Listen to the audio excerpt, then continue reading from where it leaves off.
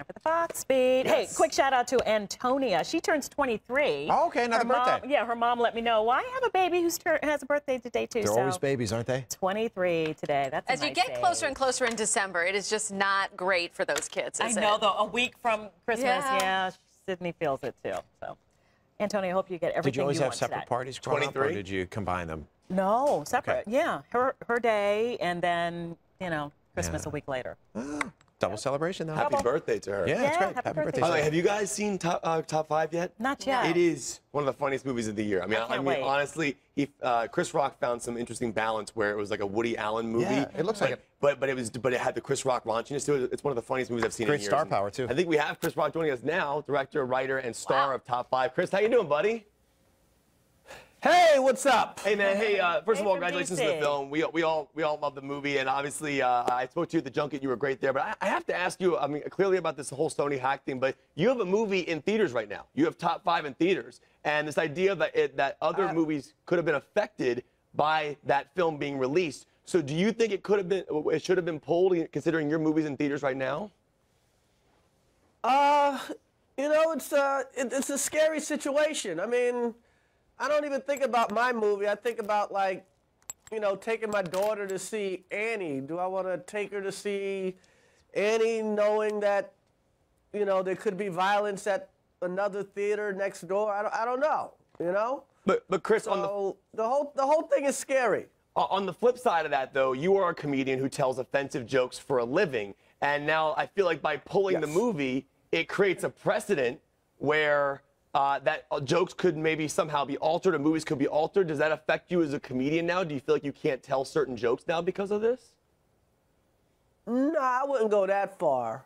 But, I mean, I don't know if it's the movie or the reaction to the movie. I mean, it's you know, when you're dealing with a theater, man, it's a lot of people and anything can happen. And just, you know, just a firecracker going off can cause a stampede or something. So, yeah, this whole thing it's unprecedented. We're in new water. Yeah, that's for sure. Just to be clear, there are no jokes about any other regime in the world in Top 5. Are we clear on that? There are no jokes about North Korea in Top 5. Right. Okay. We're safe then. So Korean. It is so cool for Koreans. If you're Korean, go out and see Top 5. You will enjoy it. All Koreans north and south will want to see it. Chris, I want to ask you, you were just in D.C. You actually went into the theater in Chinatown to kind of hang out with some of the folks who were watching it. I know you've done this in other places. When you do that, first of all, do you watch the movie? Have you seen your own movie 100 times? Or do you watch the people as they're watching the movie? I'm really watching the people as they're watching the movie. I'm trying to figure out, did I get it right? Are they laughing where I want them to laugh? Are they feeling, you know, are the romantic moments working? Is the tension working? Yeah, I'm really watching the people. I've seen the movie, you know, 200 times. Do they believe that it's you when you're in Chinatown in a theater in Washington, D.C., and then people are like, wait a minute, that is Chris Rock, I think. Nah, they don't see me. I'm in the back or on the side. I don't, you know, that would be too weird. Then they couldn't enjoy the movie. They'd just be looking at me. Right. So, you'd be looking at them. They'd be looking at you. Right. Yeah. Well, that's not a fun evening out. Chris, go ahead. Chris, I know a lot of guys that play this Top 5 game. Is this something that you have played in the past with people? Name your Top 5 this, your Top 5 that. Yeah. It's a guy thing. Top 5 boxers, Top 5 running backs, Top 5 wide receivers, presidents, whatever. Top 5 girls, Top 5 beers, Top 5. Chris, before we let you go, you wrote and directed this film and you star in the movie. I'm wondering, as you direct yourself, do you ever find things about your acting that you like or dislike? Can you be judgmental on you as an actor as you direct yourself or edit yourself in a movie? Well, I'll tell you this, I never find anything I like. It's always so, it's like, man, I can't believe we couldn't afford Denzel for this.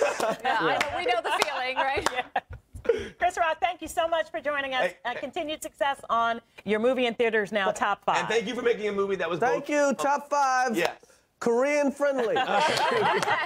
Thanks, Chris. Oh, that's great. What were you saying, Kev? I was just going to tell him I think he made a movie that was so perfectly emotional and also raunchy at the same time. If people have seen it now, You know the hot sauce scene. That's all I'm going to say is the hot sauce scene. That scene, the entire theater was laughing for 5 minutes straight. That's what you want. And there's a surprise rapper in the movie, which I won't say who it is, that I can't even think about it without laughing. It's so the movie's really funny. It really is. You got me. I will. That's in theaters. And that's good right, for him for opening up about the attacks about that. And it's a good point about his daughter. Yeah. But I mean, as a comedian, though, where is that balance? Because if you now They feel always there's push a those precedent, boundaries. Well, it doesn't sound like he's going to slow down any. 9:48 right now. Coming up next, one-stop shop.